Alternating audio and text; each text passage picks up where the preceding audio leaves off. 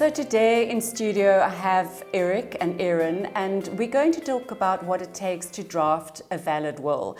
So Eric, obviously the testator or the testatrix in the case of a female wants to ensure that their will is watertight and that there's no ambiguity in terms of the interpretation of the will. So making sure that the will is written clearly, the wording is unambiguous is really important. Can you give us specific examples of what it means to use clear, precise language in a will? Maybe examples of where there's unclarity in wording. In wills, people often describe their bequest in a way that's not as clear as what it should be. An example of a request like that is something that reads to the effect that I leave all my vehicles to my son. So although that might sound quite clear in terms of what the person's intention is, if you look at the wording, it's not that certain. So when a person describes vehicles, what do they refer to? Is it their motor vehicles? Is it their motorcycles, e-bikes?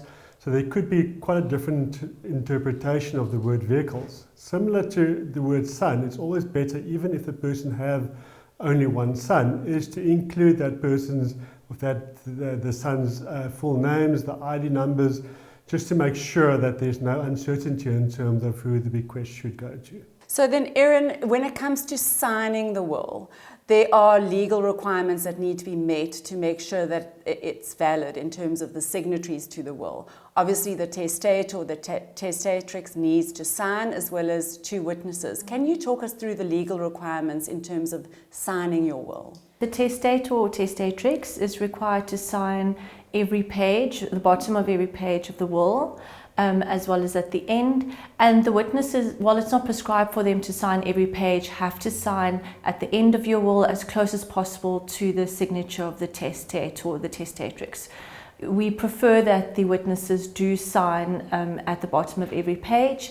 And then the other thing to bear in mind is that the witnesses that sign, that while they don't need to understand the contents of the will, they need to be able to say that they witnessed the testator signing the will. So Erin mentioned that the testator and the witnesses must sign as close to the last paragraph of the will as possible. Can you explain why that's so important, Eric? So the reason why you want to sign as close as possible to the last paragraph is to avoid any contestation of the will, saying that there was more parts to the will, just to make sure that at the end of the will there's no way where anyone can add anything into the will. So as an example, after the fact where someone wants to add further bequests in the will and there was space left, it leaves that opportunity open for that. So we've dealt with the signing, and we understand how it needs to be signed. Let's talk about dating the will. So it's not a legal requirement that a will is dated, but it's advisable that it is. Eric, can you explain why that's so important? Correct, yeah. So as Sue said, while it's not a legal requirement for the will to be dated, it's always important to date the will to ensure that there's no uncertainty in terms of which your last will is. So where there are more than one will that you've signed at various times, the last will is always the one that we need to give effect to. So that's why it's important to have the will dated.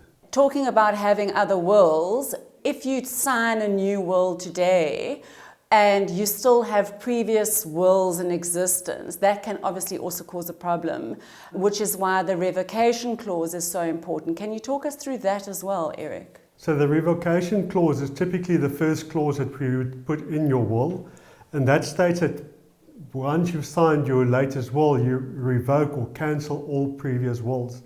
The importance of that is to again avoid any uncertainty about what your intentions was. So where you might have different bequests in your latest will, if you did not revoke your previous will, it could lead to uncertainty in terms of what your intentions was, if the previous bequest was still valid or no longer. So it's important to have that revocation clause at the start of your will to make that clear. The other clause that's worth mentioning while we're on that is the residue clause that deals with the residue of your estate. Can you comment on that? So residue means that that's everything that is left in your estate after all estate costs and taxes has been paid. So it's important to always have a bequest of the residue of your estate to ensure that no assets is left in your estate that's not specifically bequeathed to someone, that could result in a partial interstate succession in your estates. Speaking of estates, Erin, not all of one's assets fall within the deceased estates, and it's important that you only deal with those assets that fall into your estate when drafting your will. Can you talk about some of the assets that fall outside of a deceased estate? And what comes to mind immediately would be retirement funds. They fall outside of the deceased estate and are dealt with in terms of the Pension Funds Act, and they'll be distributed in accordance with the trustees. So there's no need to mention them in your will, as well as life policies.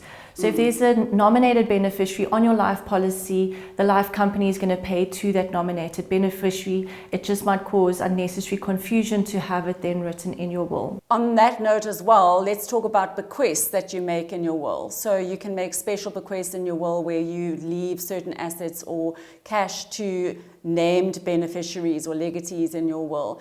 Eric, this obviously has implications on the liquidity of your estate as well as on the ultimate inheritance that your heirs receive. Can you talk about what one needs to consider when putting a bequest in your will? When we look at the liquidity of the estate and specific bequests, we need to make sure that after you've made specific bequests and those assets are taken out of the estate, that there's still sufficient liquidity or cash in your estate to pay your expenses and costs in the estate, like your executors' fees, potential estate duty, transfer cost of potential fixed properties.